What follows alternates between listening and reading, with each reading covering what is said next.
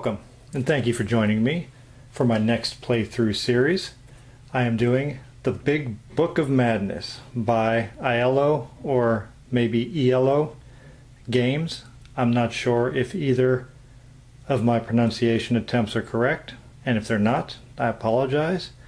But otherwise, let's crack this box open and get it set up.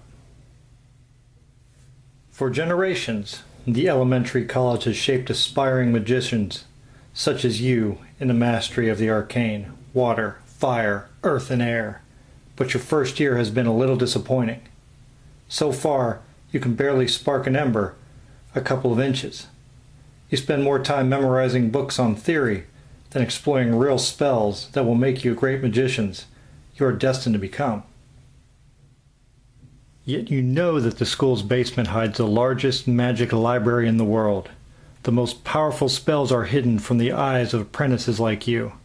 It is said that this library is home to the Big Book of Madness, a huge tome with mysterious powers. You were warned that opening this book would be the biggest mistake a magician could make, but surely those are empty threats professors conjured to guard their best spells. Tonight, you decided to open the doors of the Forbidden Library so you can finally gain your rightful powers. Curious and excited, you lifted the cover of the immense book enthroned in the middle of the room. In a burst of light, it seemed to come to life, the pages turning themselves. You immediately realized your error. The Big Book of Madness is a prison, trapping the worst magical creatures imaginable, each capable of wreaking tremendous havoc, and you just released them. You must take them down.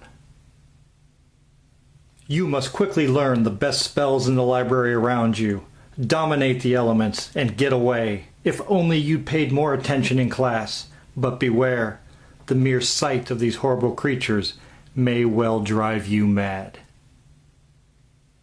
Now that we know the story, we can set the game up. Here we have our game board. And we're first going to determine how many players we're going to use. And I'm going to keep it simple. I'm going to do this as a two-player game. First thing you want to do is take your madness cards.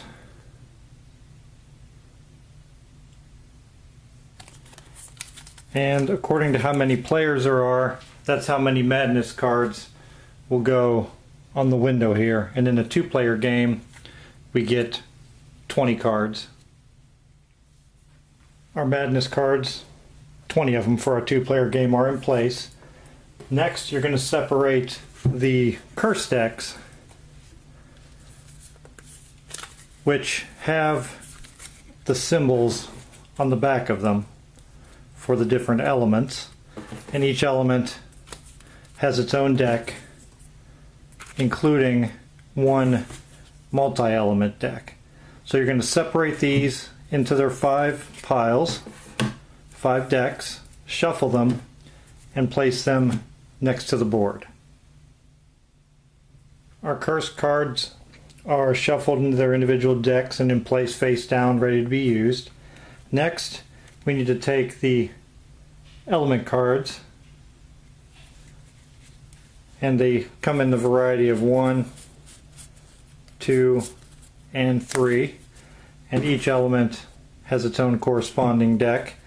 And for those, you want to make face-up decks of the number 2 and the number 3 for each element, and place those face-up in 8 separate piles for the 4 elements next to the board.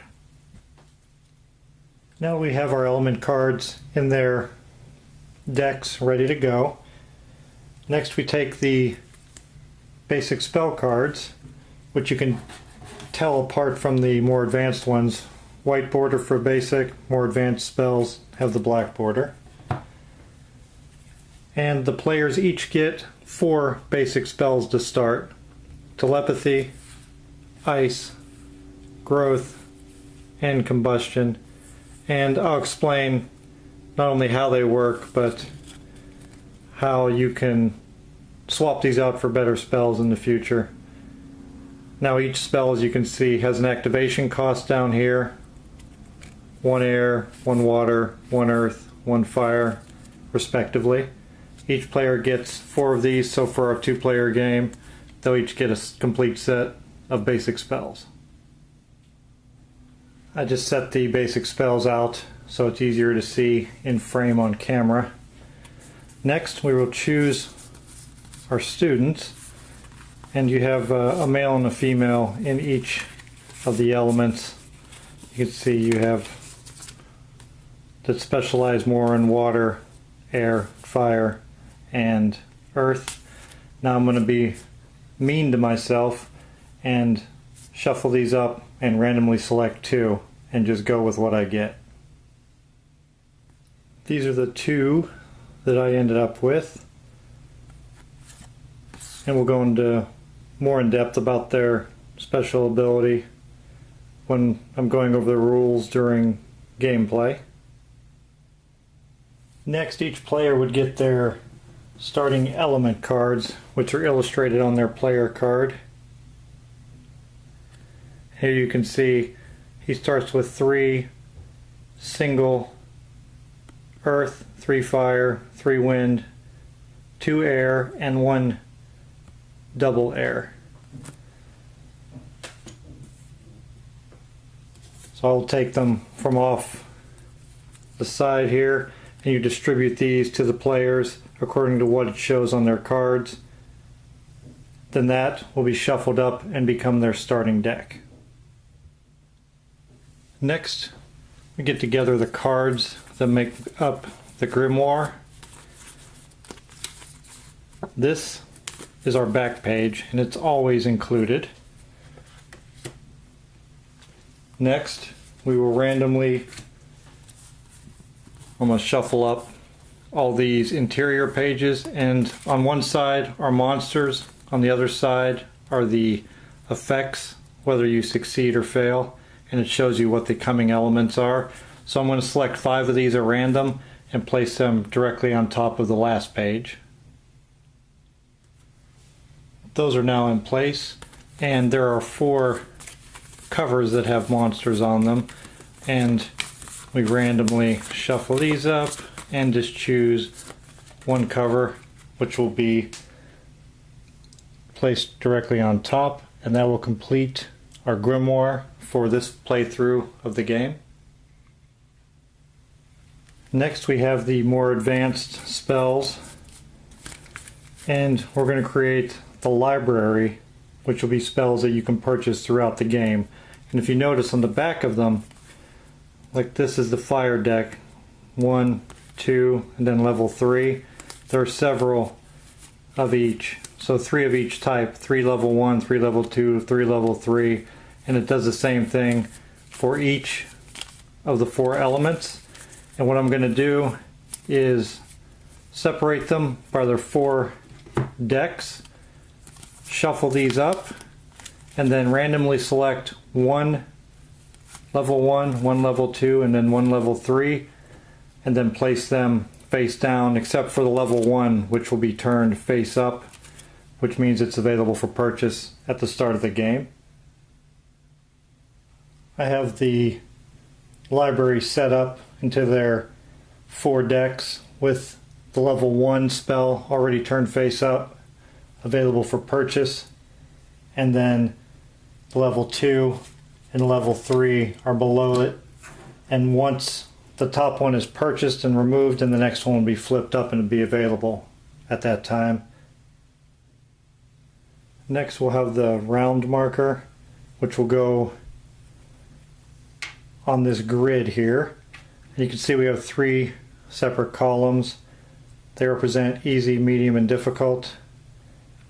I'm going to play on the easy setting for this playthrough.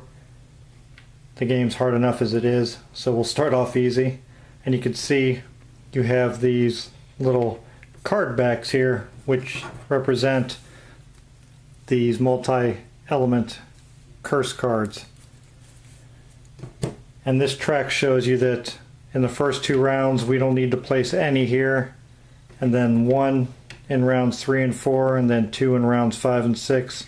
It gets progressively more difficult, and it starts off more difficult as you increase the difficulty level at the beginning of the game. But initially, for now, we're going to start with the easy track. We have our little book marker, which is the invocation marker. And it's going to start the game out on the invocation space right there. And throughout the turns, it'll progress to 1, and then through 3, 4, and 5, and then end up back here. Whenever it gets here, you have to check to see if you've met the success or failure conditions, which means you've either eliminated all the curses that have been placed down or you have not. And then that will also signal that the page is going to get flipped to the next page of the grimoire. The game also has these element tokens that will get used usually later in the game by more advanced curses that makes the game more difficult. And then also we have our marker that indicates who the current player is, and I randomly selected and got our green wizard there. She's going to be our first player. At the start of the game, each player will draw 6 cards, and that'll make up their hand, and the remainder will be left in their draw deck. And you can see she drew a couple of air, 1 water, 1 fire, and a double earth along with a single. And our other student magician, his initial hand of 6 will be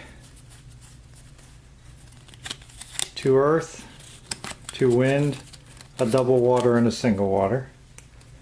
Now that they have their initial starting hands, the board is all set up, we're ready to start the game.